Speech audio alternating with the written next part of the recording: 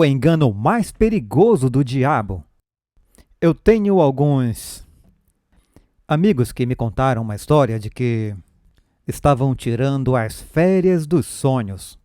Compraram as passagens por conta própria, mas depois compraram online as férias com um belo hotel e praias de areia branca nessa ilha, com refeições incluídas, passeios, mergulho e excursões. Bem, foi um ótimo negócio, foi caro, custou alguns milhares de dólares, mas eles estavam comprando uma semana no paraíso para ambos em um hotel muito bom. Chegaram lá e o hotel disse que não havia nenhuma reserva no nome deles. Procuraram e disseram que não, pediram o recibo, mas descobriram que haviam comprado as férias em um site falso que os havia enganado. A ilha e o hotel estavam lotados. E a única coisa que conseguiram fazer foi se hospedar num hotel com vista para o cemitério e comer com uma colher de chá muito suja, conversando sobre aquela grande decepção. Você acha que está indo para o paraíso e acaba num lugar completamente diferente. Há cerca de 2,2 bilhões de cristãos no mundo hoje e eles se dizem cristãos e se identificam como cristãos. Mas, biblicamente, Jesus disse que pequena é a porta e estreita é a estrada, se você a encontrar. E é por isso que muitas pessoas estão sendo mal orientadas, porque estão vendendo a elas um esquema. E eu quero começar pegando 2 versos da Bíblia que estão em Ezequiel. Na verdade, vamos visitar Ezequiel várias vezes em nosso estudo essa manhã. Ezequiel capítulo 33, e me acompanhem, eu vou ler apenas os primeiros 11 versículos. E veio a mim a palavra do Senhor, dizendo: Filho do homem, fala aos filhos do teu povo, e dize-lhes: Quando eu trouxer a espada sobre a terra, ou seja, um exército, uma batalha, e o povo da terra tomar um homem dos seus termos e o constituir por seu atalaia, e vendo ele que a espada vem sobre a terra, tocar a trombeta e avisar o povo, se aquele que ouvir o som da trombeta não se der por avisado, e vier a espada e o alcançar, o seu sangue será sobre a sua cabeça. Ele ouviu o som da trombeta, mas não se deu por avisado. O seu sangue será sobre ele. Nos tempos bíblicos, eles tinham cidades em cima de colinas, em áreas diferentes, com fortificações.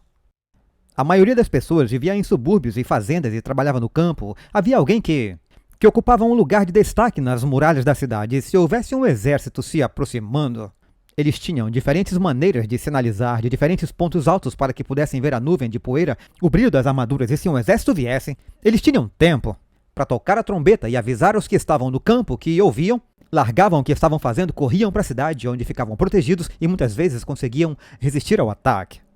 Mas se alguém ouvisse a trombeta e ficasse no campo, se o exército o pegar e o matar, se deu mal. Ele ouviu o som da trombeta, mas não deu atenção. Mas aquele que ouve e recebe o aviso salvará a sua vida. Mas se o vigia vê a espada chegando, ele vê o exército se aproximando, e se preocupar mais com sua própria segurança, correrá e contará a sua família, mas não tocará a trombeta. Parafraseando. E o povo não é avisado. E a espada vier e levar uma vida dentre eles, este tal foi levado na sua iniquidade. Porém, o seu sangue requererei da mão do atalaia. Então, o Senhor resume isso e diz: Portanto, ó filho do homem, eu te constituí por atalaia sobre a casa de Israel. Portanto, tu ouvirás uma palavra da minha boca e os advertirá por mim. Quando eu disser ao ímpio, homem ímpio, certamente tu morrerás. O salário do pecado é a morte. Se tu não falar e não advertir o ímpio do seu caminho, o ímpio morrerá na sua iniquidade, mas o seu sangue eu exigirei da sua mão. Se, porém, advertires o ímpio para que se converta do seu caminho e ele não se converter, morrerá na sua iniquidade, mas tu livraste a tua alma. Portanto, ó filho do homem, diz à casa de Israel, diz o seguinte: se as nossas transgressões e os nossos pecados jazem sobre nós e neles nos afundamos, como poderemos viver? Se afundam em suas transgressões. Diga a eles como eu disse: vivo eu, diz o Senhor, eu não tenho prazer na morte do ímpio, mas que o ímpio se converta do seu caminho e viva. Convertei-vos, convertei-vos dos vossos maus caminhos.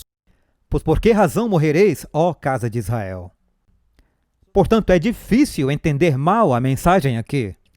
Deus está dizendo que os ministros têm uma responsabilidade, de certa forma, cada crente, que somos sentinelas sobre o muro para que todos saibam que há um inimigo lá fora que quer nos destruir e que devemos fugir da ira que está por vir, devemos buscar o refúgio que encontramos em Jesus, devemos nos afastar de nossos pecados e se ficarmos apenas definhando em nossos pecados, morreremos. E ele apela no final disso, ele diz que o pecado será a sua ruína, convertei-vos, convertei-vos. Em hebraico, você não aumenta o tom da voz quando quer destacar um ponto, mas através da repetição. É como Jesus disse em verdade, e aqui ele está dizendo, convertei-vos, convertei-vos, para que vocês não morram. E uma das mensagens mais importantes que Deus dá em sua palavra é que precisamos ter cuidado para não sermos enganados por essa forma exterior de piedade sem poder. Forma de religião sem poder. Portanto, há muitas coisas que talvez não entendamos. A Bíblia é grande. Podemos não concordar com as 7 trombetas, mas elas estão aí. Conheço bons cristãos que discordam se elas são do passado, do futuro, ou se há uma aplicação dupla. Há cerca de 145 mil pessoas que veem os 144 mil de forma diferente. Há diferentes pontos de vista sobre o batismo. Haverá pessoas no céu que foram batizadas da maneira errada. Há diferentes pontos de vista sobre dieta e vida saudável. Sabia que haverá pessoas no céu que comeram carne de porco? Haverá pessoas no céu, como Martinho Lutero, que bebiam cerveja? Você está muito calado agora.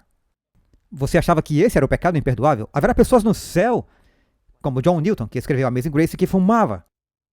Na época, achavam que fazia bem para os pulmões. Acredite ou não. Haverá muitas pessoas no céu que podem ter interpretado mal algumas coisas, mas há outras coisas que você não pode errar ou perderá tudo. O que você não pode entender errado é o que é necessário para ser salvo. Entender isso de forma errada é como sair no meio do Oceano Pacífico sem uma bússola em um dia nublado e dizer: acho que vou improvisar e encontrar o caminho de casa. Você não está sendo corajoso ou arrogante. Isso é suicídio. Se você não tiver uma bússola confiável, não saberá para onde está indo. Portanto, dentre todas as coisas que talvez não entendamos, uma que precisamos entender é o que Deus quer de nós para sermos salvos, o que é esperado.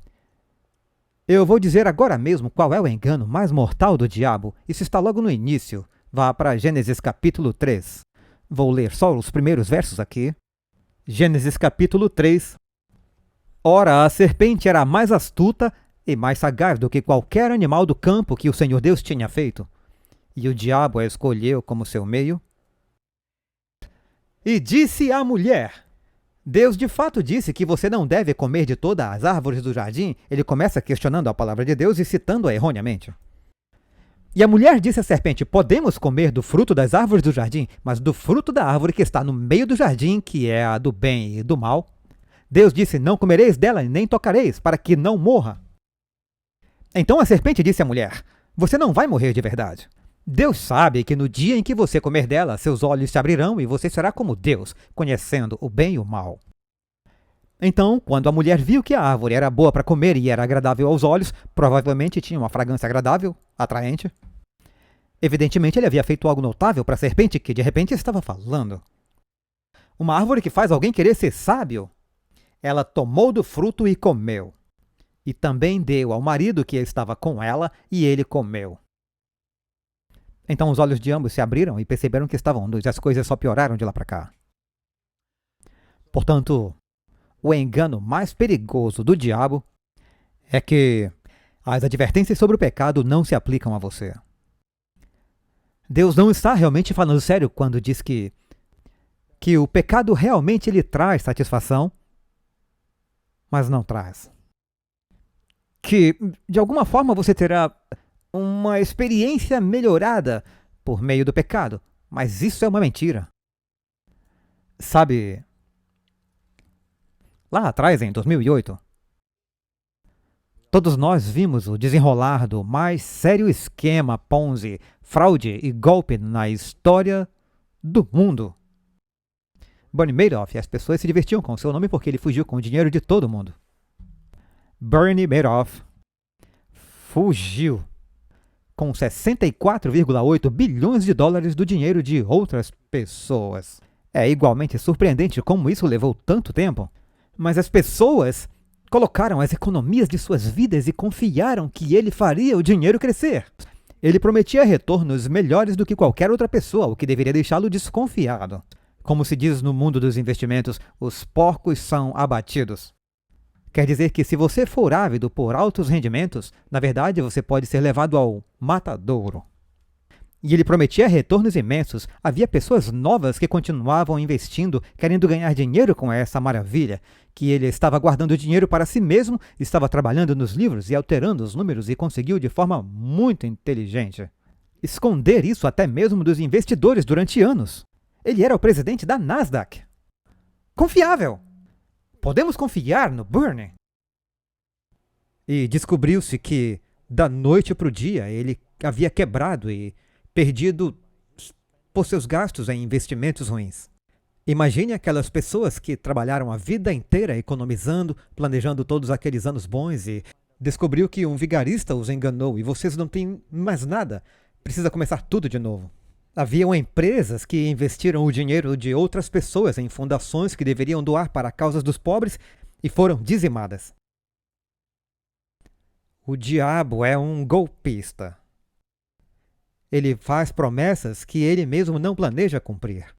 E algumas pessoas estão correndo o risco de perder tudo. E isso é algo que você não pode entender errado, amigo. Jesus deixou isso claro em seus ensinamentos iniciais, em Mateus, o Sermão da Montanha, capítulo 7. Mateus, capítulo 7, versículo 21. Nem todo aquele que me diz Senhor, Senhor, entrará no reino dos céus, mas aquele que faz a vontade de meu Pai que está nos céus. Muitos me dirão, Senhor, Senhor, naquele dia, ou seja, no grande dia do juízo. Senhor, Senhor, porventura não profetizamos em teu nome?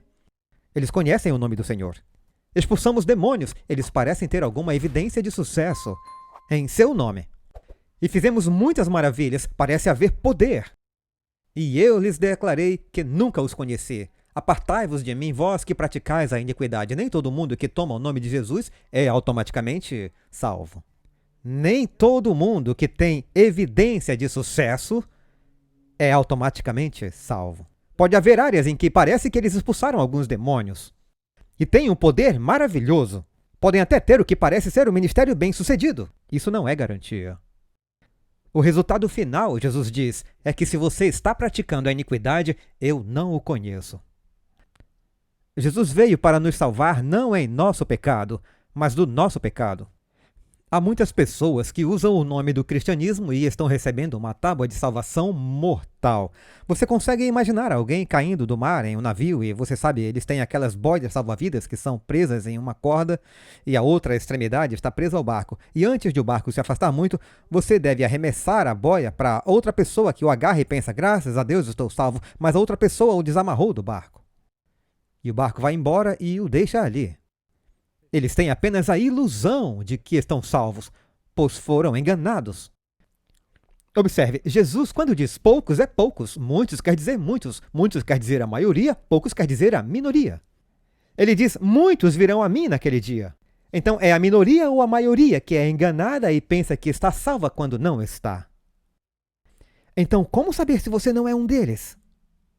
Para mim, essa é a pergunta mais importante que eu e você devemos fazer a nós mesmos. E dizer, Senhor, eu quero saber se eu tenho... Já ouviram falar na situação de vida e morte? O que pode ser mais vida e morte se perder a vida física é ruim, mas perder a vida eterna é pior. Não ter sua vida eterna em situações de morte é a pior tragédia de todas. Ouvir que a colheita já passou e que o verão já terminou e que não estamos a salvos até aqui é tarde demais. Então você pode dizer, como posso saber? Jesus nos dá a resposta. Vamos até Mateus 7,15. Cuidado com os falsos profetas, que vêm a vocês vestidos como ovelhas, mas por dentro são lobos devoradores. Vocês os conhecerão pelos frutos. Alguém colhe uvas de espinheiros ou figos de cardos? Assim também toda árvore boa dá bons frutos, mas a árvore má dá maus frutos. Semelhantemente, toda árvore boa dá bons frutos, mas a árvore ruim dá frutos ruins. Toda árvore que não dá bons frutos é cortada e jogada no fogo. Se você não produzir o fruto, não conseguirá sobreviver, mas é possível saber qual é a árvore pelo fruto. Portanto, pelos frutos os conhecereis. Portanto, se uma pessoa disser, louvado seja Deus por eu ser cristão, é aí que muitas pessoas se enganam. Eu fui à igreja e o pastor me disse que se eu repetisse essa oração e aceitasse a Cristo, agora eu tenho o dom da vida eterna e pela fé é tudo que eu preciso, basta crer que você está salvo. E eles não instruem, espera, esse é o primeiro passo, é o ponto de partida. Somos salvos de nossos pecados passados pela fé, por meio da sua graça, mas você deve se arrepender de seus pecados. Ou seja, você abandona seus pecados, confessamos nossos pecados, quem confessar e abandonar seu pecado terá misericórdia, é o que a Bíblia diz. Você não pode simplesmente orar e parar por aí, é aí que grande parte dos cristãos está. E eles seguem com essa ilusão de que estão salvos. Eles pensam, todos ao meu redor estão agindo e vivendo exatamente como eu estou vivendo. Tem pouquíssima diferença entre nós e o mundo. Eles são ótimas pessoas, todos nós devemos estar salvos. Mas você já se arrependeu, confessou e abandonou seus pecados? Você nasceu de novo? Você é uma nova criatura? Você está se afastando do que é ruim e fazendo o que é bom? Agora você pode estar pensando, Pastor Doug, você está ensinando perfeição? Não. Eu tenho algumas árvores nas colinas e eu sei que árvore é pelo tipo de fruta que ela dá. Mas eu tenho uma notícia para vocês. Nem toda fruta dessa árvore é comestível. Portanto, você pode ser o tipo certo de árvore com o tipo certo de fruta, mas isso não significa que não haverá falhas ou defeitos em sua vida. O segredo é, você abandonou seus pecados? Se você cair, está arrependido? Você se arrepende? Se entristece por tê-lo entristecido?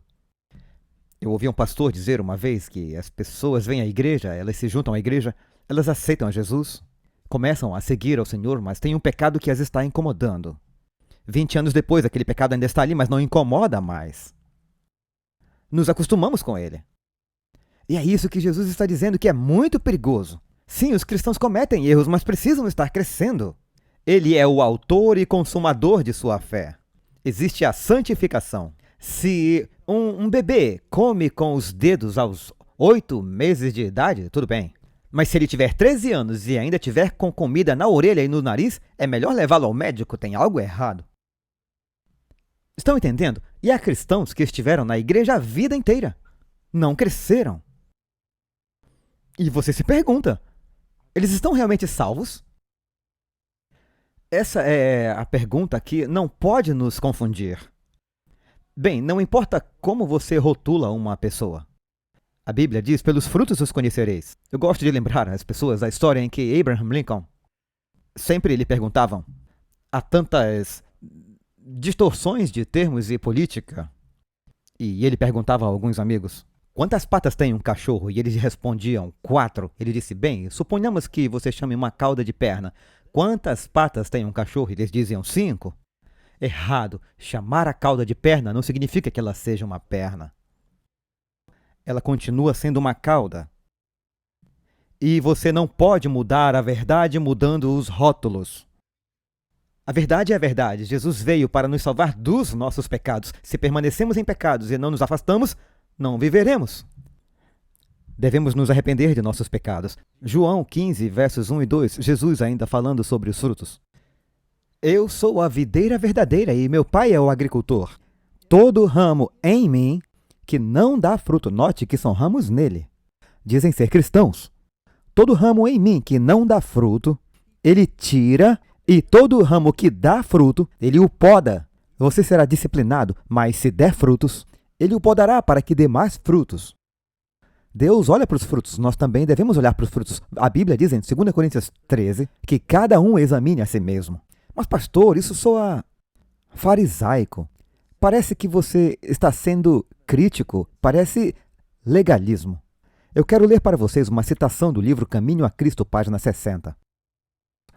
Há dois erros que os filhos de Deus, em particular aqueles que há pouco passaram a confiar em sua graça, precisam especialmente evitar. Quais são eles? Primeiro, é o de se reportar às próprias obras e confiar naquilo que podem realizar para ficar em harmonia com Deus. Aquele que procura tornar-se santo buscando por meio das próprias obras guardar a lei está tentando algo impossível. Tudo o que o ser humano possa fazer sem Cristo está poluído pelo egoísmo e pecado. Somente a graça de Cristo por meio da fé pode nos santificar. Tudo bem, só queria enfatizar isso. Todos concordamos? Qual é o outro erro? O erro oposto e não menos perigoso é acreditar que Cristo isenta a pessoa de guardar a lei de Deus, que, considerando que somente pela fé nos tornemos participantes da graça de Cristo, nossas obras nada têm a ver com a nossa redenção. Agora, eu me deparo com isso o tempo todo no mundo evangélico. Muitos amigos aí são boas pessoas, mas mencionou o sábado, Pastor Doug, fique para lá com a lei. Somos salvos pela graça. Não precisamos mais guardar os mandamentos. Eu sempre gosto de dizer, sério? Qual deles você está quebrando? Tudo bem pecar? Você diz que é cristão. Não. Geralmente o problema é apenas com o quarto mandamento. É claro que alguns cristãos também têm problemas com o segundo mandamento sobre a idolatria, mas eles dizem, não, somos salvos pela fé. Eles acham que qualquer ideia de guardar a lei, o que Jesus foi bem claro. Ele disse, todo aquele que ensinar os homens a violar um dos menores mandamentos será chamado menor no reino dos céus. Mateus 5. Mas aquele que praticar e ensinar será chamado grande no reino dos céus. Deus quer que sejamos obedientes. Você pode vir a Jesus do jeito que está. Mas eu tenho uma notícia, ele o ama demais para deixá-lo como está. Você precisa abandonar seus pecados e se arrepender dos pecados, pois você não vai conseguir. Você vai perder tudo. Não vale a pena. Foi isso que o diabo disse a Adão e Eva. Vou levá-los a uma experiência mais elevada. Vai te satisfazer. O prazer será inimaginável. Vocês experimentarão a bênção. Eles deram ouvido à tentação do diabo e pensaram que não teriam que enfrentar as consequências. Ele disse, vocês não vão morrer de verdade. Em quem você vai acreditar? Deus disse, pecou, morreu. Obedeça e viva. Porque Deus amou o mundo de tal maneira que deu seu único filho para que todo aquele que nele crer não pereça, mas tenha vida eterna. Há duas opções, viver ou perecer. E a Bíblia diz que devemos nos afastar de nossos pecados se quisermos viver. Agora, Deus nos dá o que precisamos para obedecê-lo. Ele nunca pedirá que você faça algo sem capacitá-lo a fazer. Mas há muitas vozes falsas por aí, são falsos mestres. Já falamos sobre eles na leitura das Escrituras. Vejam também 2 Timóteo. Paulo adverte sobre esses falsos mestres em 2 Timóteo 3,5. Diz que eles têm uma forma de piedade, mas negam o seu poder. Que tipo de poder é esse? Quando você vem a Cristo e Ele lhe dá o Espírito Santo, Ele lhe dá poder. Jesus vai para o céu, a última coisa que Ele diz é que toda autoridade e todo poder me foram dados. Portanto, ide. 2 Timóteo 4, verso 2. Ele diz ao jovem discípulo que pregues a palavra, instes a tempo e fora de tempo, redarguas, repreenda, exortes com toda a longanimidade e doutrina. Por quê? Porque virá um tempo em que não suportarão a sã doutrina. Há uma doutrina mortal. Mas segundo os seus próprios desejos, porque tem coceiras nos ouvidos, porque é atraente e soa melhor. Amontoarão para si doutores e desviarão os ouvidos da verdade voltando às fábulas. Paulo advertiu em Atos 20 e 29, ele disse algo semelhante.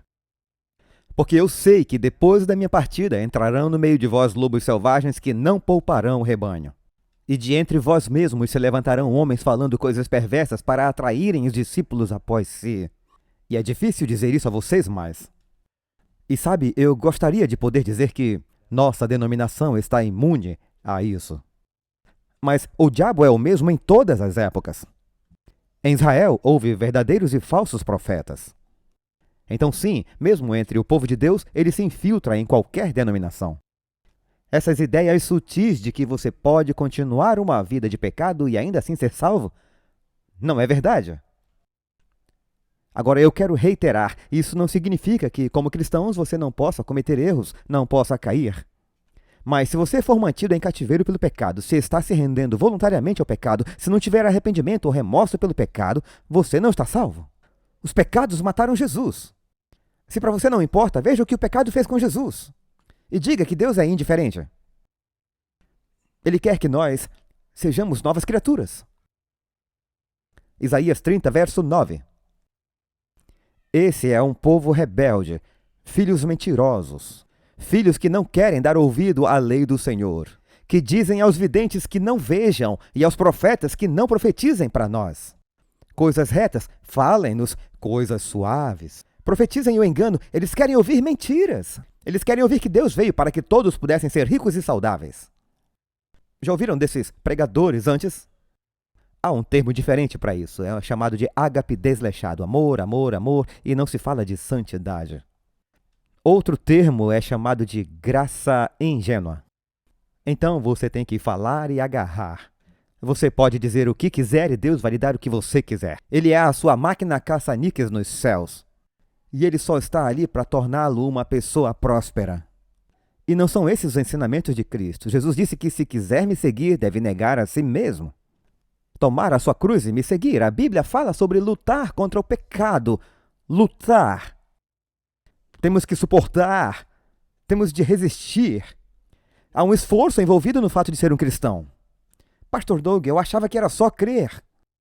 É verdade, somos salvos inteiramente pela fé. Lembra do exemplo do ladrão na cruz? Ele se voltou para Jesus? E a propósito, o que está acontecendo nessa história, que está no capítulo 23 de Lucas, é que esse ladrão, quando ele foi crucificado, dos ladrões crucificados com Jesus, ambos estavam primeiramente envolvidos na zombaria da multidão, mas eles estavam lá por 6 horas. Em algum lugar do caminho, ele viu as apostas sendo feitas pelas roupas de Jesus. E ele ouviu Jesus dizer, meu Deus, por que me desamparaste? E lembrou de algo que provavelmente ouviu quando era menino na escola sabatina. O Salmo 22 começa com, meu Deus, por que me abandonaste? E depois diz que lançaram sorte sobre as minhas roupas. E sua mente acelerou. É assim quando se está morrendo. Dizem que a adrenalina é liberada e as coisas acontecem muito rápido. Sua mente é vivificada pelo Espírito Santo e ele vê um sinal sobre a cabeça de Jesus. Ele diz, este é o rei dos judeus. E ele ouviu orar, Pai, perdoe-os, eles não sabem o que estão fazendo. O Espírito Santo revelou a ele, esse é o Messias. E ele teve fé para dizer, Senhor. Nem os discípulos o chamaram de Senhor na cruz. Lembre de mim quando entrar em teu reino. Ele não parecia ser um Senhor, ele não parecia ter um reino. Mas ele disse, Senhor, lembra de mim. Ele está dizendo, Senhor, me salva. Jesus, isso é maravilhoso. Mesmo com as mãos pregadas na cruz, isso não impediu o Salvador de salvar. Jesus, imediatamente, por causa da fé nele, ele estendeu a mão para ele e disse, eu te digo hoje, eu te faço uma promessa hoje. Você estará comigo no paraíso naquele dia, porque Cristo não foi naquele dia. Leia João 21. Ele disse, hoje eu te prometo, você estará comigo no paraíso. E aquele homem morreu, salvo pela fé, acreditando na graça de Deus. Agora aqui uma pergunta hipotética, mas você precisa fazer essa pergunta. Suponha que antes de esse homem morrer, se depois de aceitar Jesus, se Pilatos enviasse os soldados e dissesse, parece que erramos o nome de alguém, você, na verdade, não deveria ter sido crucificado, nós realmente sentimos muito, por favor, nos perdoe. Pode entrar com uma ação judicial mais tarde. E eles o tirarem da cruz, tirarem os pregos e o levarem para baixo, desamarrarem suas mãos e, de alguma forma, ele se curar. Ele voltaria a roubar e a matar? Ou a graça de Deus, se ele realmente fosse salvo, o teria transformado? Será que ele viveria uma vida diferente? Eu suponho que, se ele fosse realmente salvo, teria tido os frutos da obediência. Lá na cruz, ele se arrependeu. Ele disse ao seu amigo, teme a Deus, pois estamos na mesma condição. Nós estamos recebendo o castigo justo por nossos atos. Mas este homem, falando de Cristo, não fez nada de errado. Então ele disse, Senhor, lembra de mim. Ele confessou publicamente, se arrependeu, acreditou. Testificou de Jesus, confessou Cristo publicamente como seu Senhor e seu Senhor. Certo? As pessoas querem Jesus como Senhor, mas não como Rei. Querem um Salvador, mas não querem um Senhor, é o que eu deveria dizer. Não querem alguém lhes dizendo o que fazer. Querem apenas que ele as salve de seus pecados, mas não querem ser salvas do poder do pecado em suas vidas, só da sua penalidade. Se quiser ser salvo, você precisa dos três. Você precisa ser salvo da penalidade, do poder do pecado, e no céu seremos salvos da presença do pecado. Mas, se o Filho o liberta, você deve ser livre. O que significa crer? Frequentemente citamos e às vezes abusamos do versículo em Atos 16:30, onde Paulo e Silas conversam com o carcereiro de Filipos.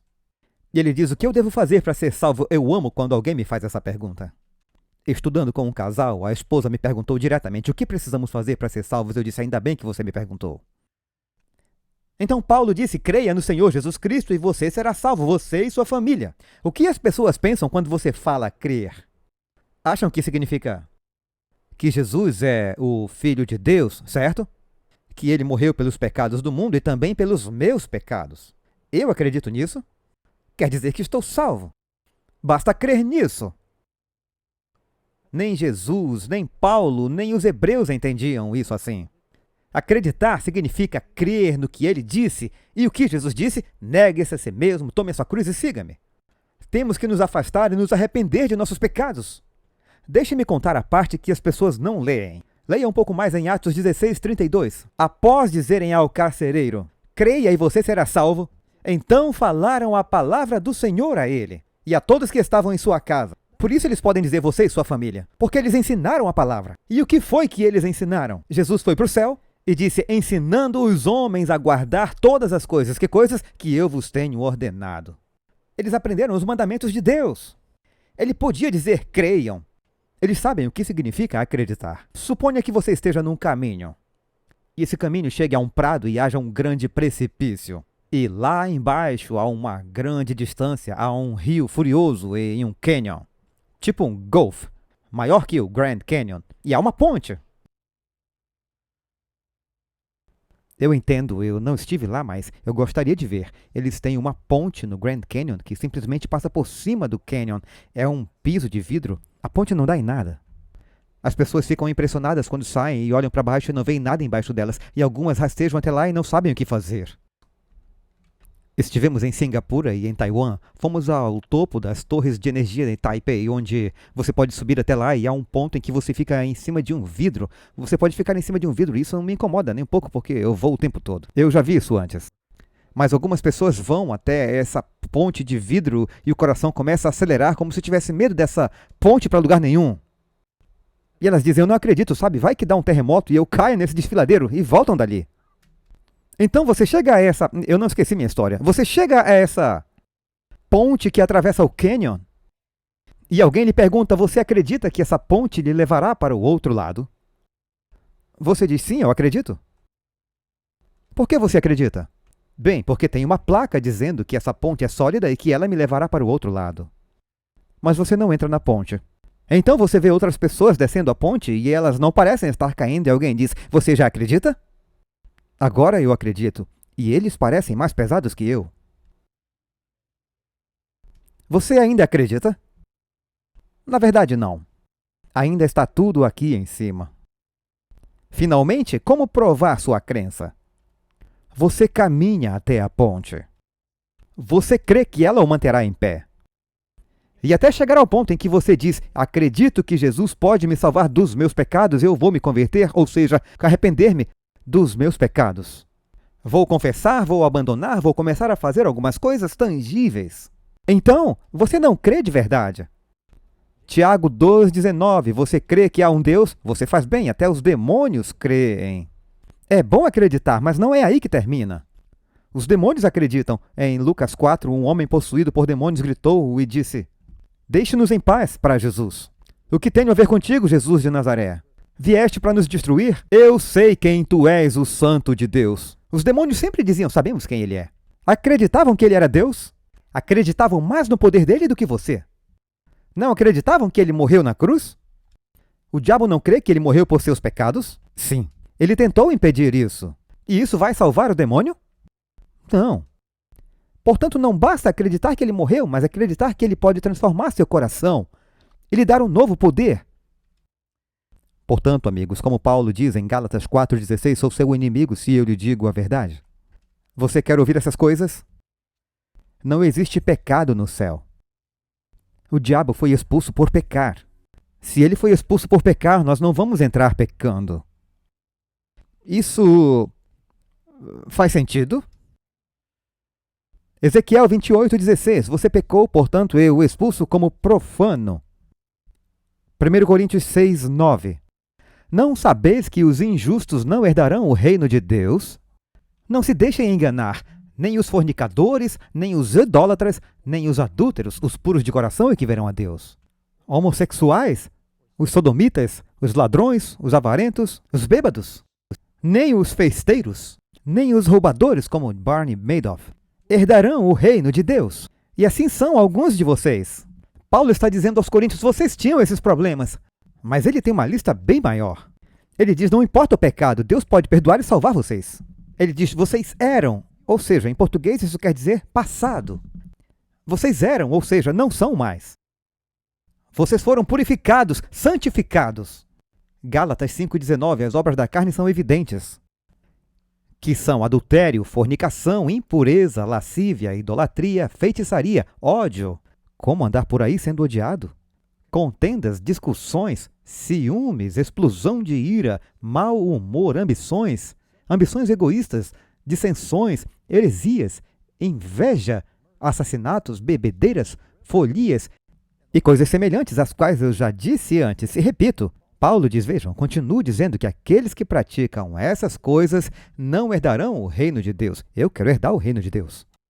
Você não pode continuar a praticar essas coisas. Não adianta acreditar e continuar vivendo como o mundo. Deus está chamando a igreja para a santidade. Apocalipse 21, verso 27. De modo algum entrará nela coisa alguma que contamine ou cause abominação ou mentira. Falando do céu. Não haverá pecado no céu. Deus deve nos salvar de nossos pecados. Hebreus 12:1. Deixe de lado todo o peso e o pecado que tão facilmente nos prende. Aprecio o fato de Paulo assumir que escreveu Hebreus. Eu aprecio Paulo admitindo que podemos ser facilmente enredados. O pecado é muito tentador.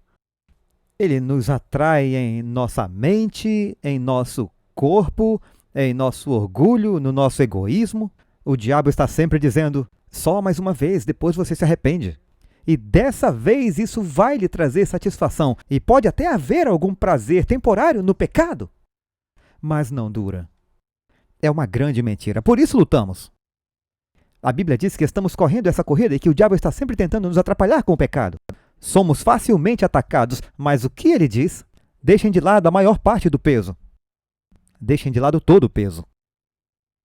Você já viu que é incrível para mim que os atletas olímpicos, agora os links que eles acessam, quando eu era criança eu assistia natação. Eles pulavam na água usando aquelas roupas de banho grandes e largas, nadavam, tinham cabelos longos e perceberam que com aquele traje, aquela pequena diferença faz com que eles vençam em frações de segundos. Eles começaram a usar Speedos. Então passaram a cortar o cabelo para ter a chance de ir ainda mais rápido. Daí começaram a raspar a cabeça e a usar toucas de natação. E eles não queriam que nada os atrasasse. E os corredores? Eles têm tênis de corrida super técnicos e leves.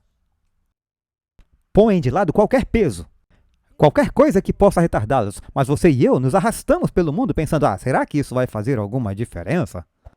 Agora você não vencerá nenhuma corrida, a menos que perceba que deve ser pela graça de Deus livre dos pecados do mundo. Uma das maneiras de identificar uma pessoa que está a caminho do céu é que ela está constantemente lutando contra o pecado. Ela não ignora, não se sente confortável com ele. É aí que você corre o risco de se afastar do Espírito Santo.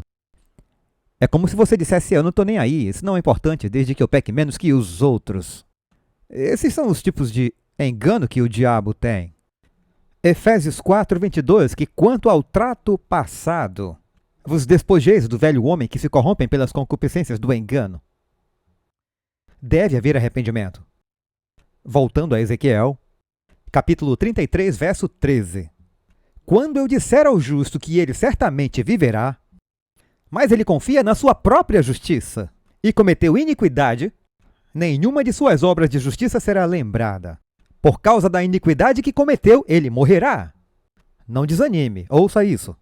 Novamente, quando eu disser ao ímpio que você certamente morrerá, se ele se afastar do seu pecado e fizer o que é legal e correto, aqui há algo específico.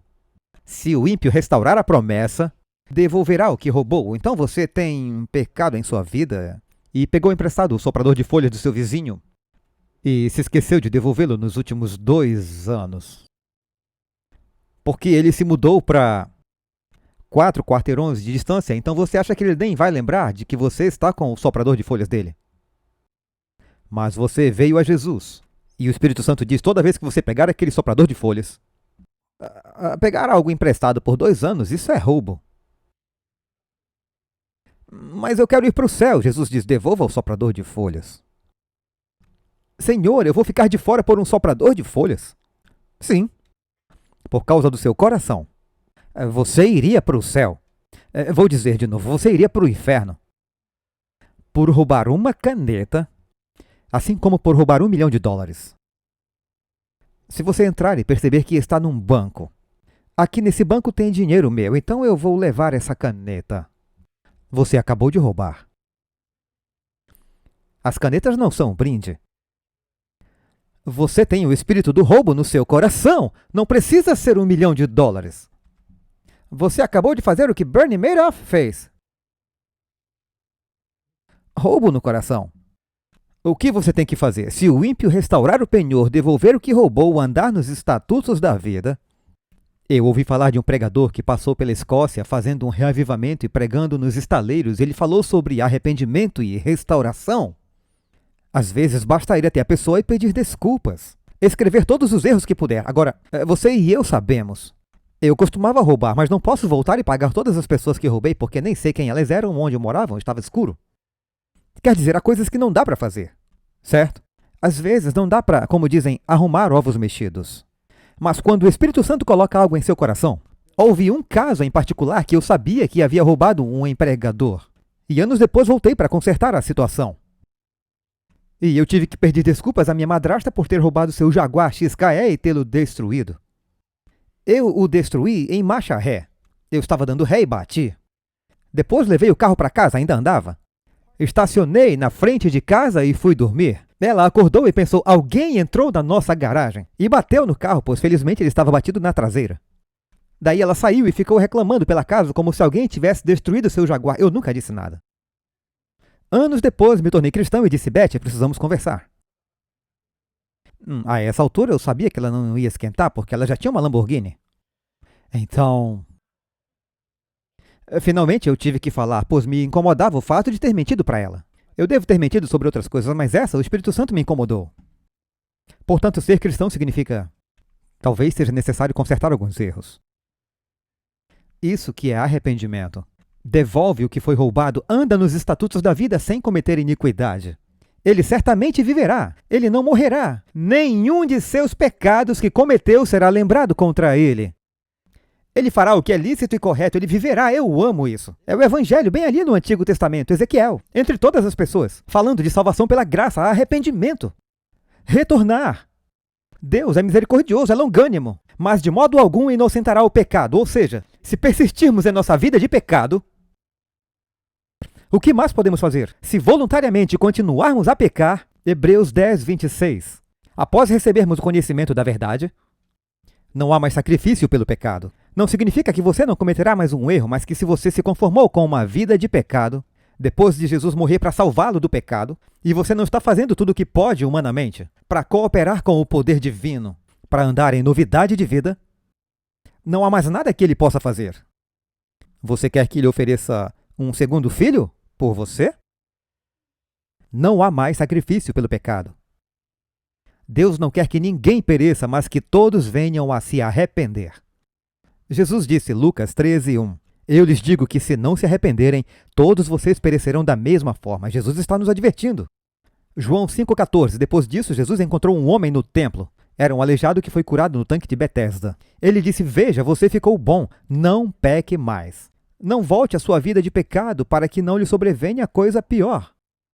Ele diz à mulher que foi pega em adultério e ela é culpada de pecado. Ele diz, eu não a condeno, vá, e não peque mais. Jesus nunca disse vai e peque um pouco menos. Vai e veja se consegue reduzir seus pecados. Apenas reduza, peque menos que as pessoas a seu redor. Aqui em Tiago 4, verso 7, ele nos diz: portanto, submetam-se a Deus, resistam ao diabo, e ele fugirá de vocês. Acheguem-se a Deus e ele se achegará a vocês. Limpem suas mãos, pecadores, purifiquem seus corações. Não se trata apenas de suas ações, suas mãos. É o coração e a mente. Os puros de coração verão a Deus. Portanto, Deus quer que sejamos puros em ação e em pensamento. Ele diz: limpem suas mãos, pecadores, purifiquem seus corações, pessoas de mente dupla, lamentem e chorem por seus pecados. Que seu riso se transforme em luto, mas ele não nos deixa assim. Humilhem-se diante de Deus e ele os elevará. Ele não quer mantê-lo assim, mas precisamos dar conta do pecado quando cometemos. Não é suficiente apenas ouvir a palavra. Ele quer que sejamos cumpridores da palavra. Nem todo o que diz Senhor, Senhor, mas aqueles que fazem a vontade de meu Pai. Lucas 6,46, por que me chamais Senhor e não fazeis o que eu digo? Mateus 7,24, aquele que ouve estas minhas palavras e as pratica é como um homem prudente que constrói sobre a rocha. Apocalipse 22,14, bem-aventurados são aqueles que cumprem os seus mandamentos. João 3, ou melhor, 3 João 1, verso 11. Amados, não imitem o que é mal, mas o que é bom. Aquele que faz o bem é de Deus, aquele que faz o mal não viu a Deus. Está tão claro em toda a Bíblia que Deus quer que sejamos novas criaturas. Sabe, Moisés, em seu apelo final, no fim de sua vida, eu gosto muito da maneira como ele coloca isso. Deuteronômio, capítulo 30, verso 15. Vês aqui, hoje te tenho proposto a vida e o bem, a morte e o mal. Porquanto hoje te ordeno que ames ao Senhor teu Deus. Muitos vão até esse período, ame o Senhor teu Deus. Eu te amo, Senhor. E Jesus diz, bem, se você me ama, como você demonstra isso? Guarde meus mandamentos. Note que Moisés diz, ame, estou ordenando que você ame o Senhor seu Deus, ande em seus caminhos e guarde seus mandamentos, seus estatutos e seus juízos, para que você viva e se multiplique e prospere. E o Senhor seu Deus o abençoará na terra que você possuir. Mas se em seu coração você se desviar, não ouvindo, for arrastado e adorar outros deuses e servi-los, eu lhe anuncio hoje que você certamente perecerá. Observe que ele diz, você vive por um lado e perece por outro, como em João 3,16. Vocês não prolongarão seus dias na terra que atravessarem o Jordão para possuir. Os céus e a terra tomo hoje por testemunhas contra vós, de que tenho proposto a vida e a morte, a bênção e a maldição. Escolhe, pois, a vida para que vivas, tu e a tua descendência. Como se escolhe a vida? Ao escolher Jesus, ao escolher a graça de Jesus. A graça de Jesus não significa apenas a sua misericórdia e seu favor. A palavra graça significa que temos poder. Deus não nos dá a graça para pecar, mas para nos manter longe do pecado. E ao sermos tentados, se nos voltarmos para Deus, Ele enviará todos os anjos do céu para nos ajudar. Na maioria das vezes, só oramos depois de termos caído. Se orarmos quando tentados, nos aproximarmos de Deus e nos submetermos a Deus, resistirmos ao diabo, Ele enviará forças sobrenaturais para nos ajudar, o que nos permitirá ter sucesso. Essa é uma chave muito importante, eu espero ter deixado isso claro. Para que você ame o Senhor seu Deus, para que obedeça a sua voz, para que se apegue a Ele, pois Ele é a sua vida e a duração dos seus dias, para que você possa habitar na terra que o Senhor jurou a seus pais, Abraão, Isaque e Jacó. Bem, há muito cristianismo falso sendo espalhado por aí, sabem por quê? Todos querem ver a sua igreja crescendo. Querem parecer bem-sucedidos. E o verdadeiro evangelho é um desafio. As pessoas se afastaram de Jesus. Quando ele lhes deu a verdade, ele teve que perguntar aos discípulos, vocês vão me deixar? Às vezes é duro ouvir a verdade. E os pastores estão querendo enlarguecer o caminho estreito. Mas, independente do que o pastor diga, se não seguir a palavra de Deus, essa estrada não mudou de tamanho nem de direção. E estamos mais interessados em quantidade que em qualidade. Eu fui evangelista por anos, numa reunião evangelística. E a primeira coisa que o presidente da conferência, ou quem quer que seja, vai lhe perguntar é, foi ótima reunião? Que ótima reunião! Quantos foram batizados? Apenas 2. Eu disse, Havia outros que queriam se batizar, mas não estavam preparados. Viajando e trabalhando em todo o mundo, eu já vi discussões com pastores e até mesmo com líderes de conferências em que eles queriam batizar todo mundo. Você já estudou com eles? Eles sabem o que significa esse compromisso? Eles estão prontos para... Vieram para a igreja semana passada? Não, mas eles estão vindo. Pessoas estão sendo batizadas em eventos emocionais que nunca foram à igreja. É como as pessoas que se casam no primeiro dia em que se conhecem, e esses casamentos podem parecer bonitos, mas não duram. Portanto, num esforço para tentar aumentar o cristianismo, muitas vezes estamos prejudicando as pessoas que entram na igreja, baixando o padrão para torná-la mais atraente. Pastores fazem pesquisa de mercado e dizem: vamos descobrir o que a comunidade precisa, ou melhor, o que a comunidade gosta. Eu sei que você quer ministrar e saber quais as necessidades, mas construir todo um culto em torno de... As pessoas não querem ter que parecer respeitáveis quando vêm à igreja, porque dá muito trabalho se vestir bem, então diga a elas para virem de bermuda e camiseta e chinelo de dedo. Se deu fome quando vierem, traga dunas se estiverem cansados, dê café. Só descubra o que eles querem. A igreja pode crescer. Eles não gostam dos hinos. Dê a eles uma música mais animada. Faça com que seja divertido. Esse é o tipo de mentalidade de muitas igrejas atualmente. E há algumas pessoas que estão, sabe... Eu preciso ter cuidado com o que estou dizendo. Vocês sabem o que eu estou dizendo.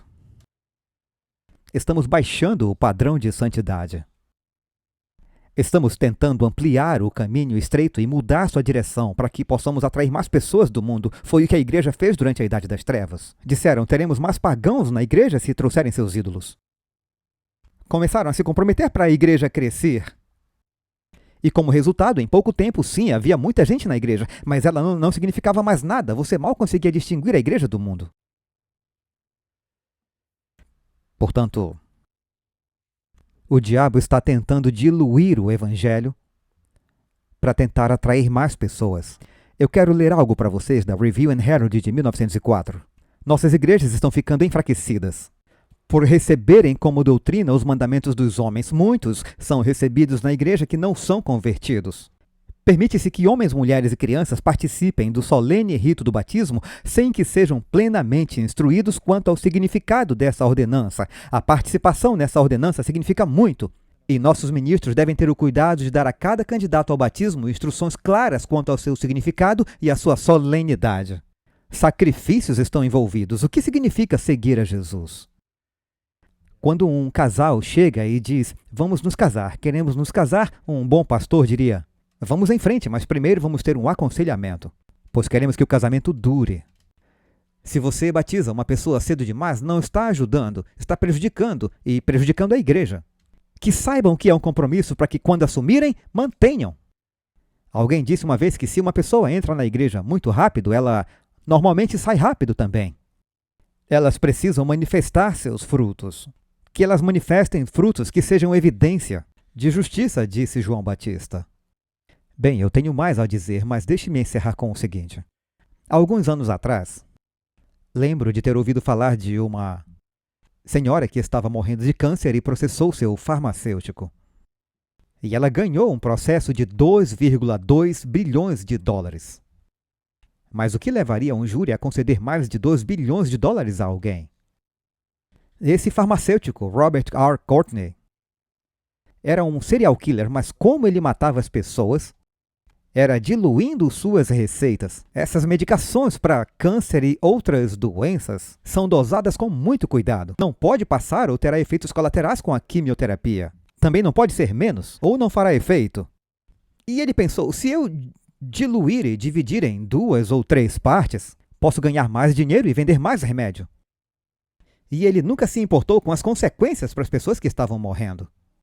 E ao longo de mais de uma década, ele preencheu mais de 90 mil prescrições em que ele diluiu a receita.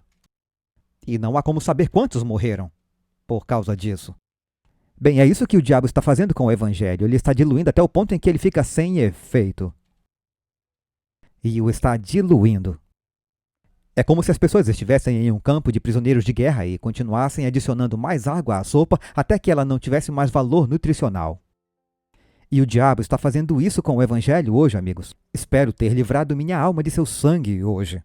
Ficou bem claro que precisamos fugir da ira que está por vir. Ou temos um problema. Vamos morrer. O salário do pecado é a morte. Estamos todos sob essa sentença. Só há uma maneira de escapar. É aceitando o sacrifício de Jesus, recebendo Cristo, acreditando em Jesus e depois seguir a Cristo e seus ensinos. Ter os frutos do Espírito, amor, alegria, paz, bondade, fé, temperança em nossas vidas. É isso que significa ser salvo, por favor. Não se deixe enganar pelo engano mais perigoso do diabo, de que podemos ter uma forma de piedade sem poder.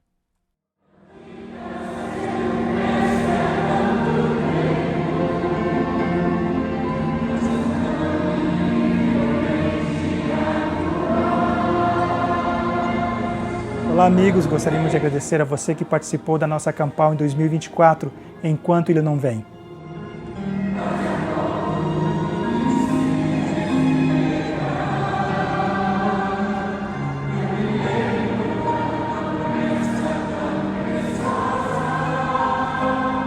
Quero dizer que todos os vídeos da Campal já estão em nosso canal, inclusive aqueles que não foram transmitidos, no caso os seminários. O link eu vou deixar aqui embaixo nesse vídeo.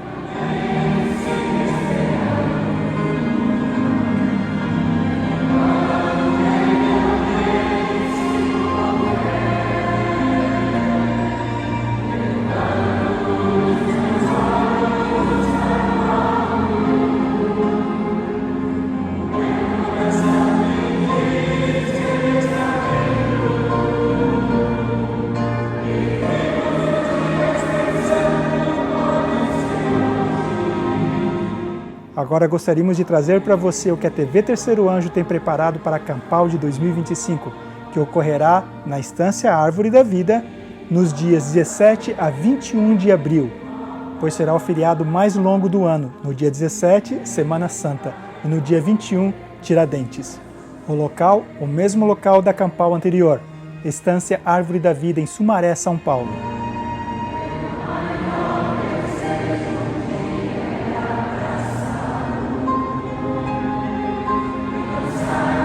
Sabemos que durante a Campal nós demos uma outra data. Contudo, pela falta de disponibilidade do local, nós tivemos que mudar a data. E com isso, alguns palestrantes não puderam acompanhar essa agenda. Mas Deus é muito bom e nos abençoou com outros palestrantes tão abençoados quanto aqueles. Portanto, aqui é a lista dos palestrantes que estarão conosco em 2025. Pastor Sebastian Braxton, Christian Bardal, Bárbara O'Neill estará novamente conosco, e os pastores Doug Batchelor e John Ross, do Ministério Amazing Facts. Isso mesmo, a equipe do Ministério Amazing Facts dos Estados Unidos estará conosco pela primeira vez no Brasil, e todos os palestrantes já estão confirmados. Como você pode ver, essa Campal estará imperdível, e você precisa fazer parte desse evento. O site de inscrição já está quase pronto, e muito em breve estaremos dando mais informação sobre a Campal. Por isso, fique atento, pois estaremos passando as informações apenas em nossos sites oficiais, tanto no YouTube como nossa página da web, terceiroanjo.com. Se você ainda não é inscrito em nosso canal, faça sua inscrição agora, para que você não perca nenhuma informação. Você também pode fazer parte dos nossos grupos de WhatsApp e no Telegram, para poder receber as informações de primeira mão. O link vai estar aqui na descrição desse vídeo. Portanto, você já sabe o local, a data e os palestrantes que estarão conosco nessa Campal. Agora, a sua parte é se programar e se preparar para estar lá também. Mas não vá sozinho, divulgue essas informações com seus amigos, nos seus grupos, com os familiares, para que mais pessoas possam receber as bênçãos e estar presentes também nessa Campal. Além desses palestrantes, nós ainda temos muitas outras novidades que você não vai querer perder na Campal de 2025. Que Deus te abençoe e fique atento para os nossos próximos vídeos sobre a Campal de 2025, O Caminho Estreito. Traveling the narrow way up the steep and windy road, a smooth white wall on one side and a precipice below.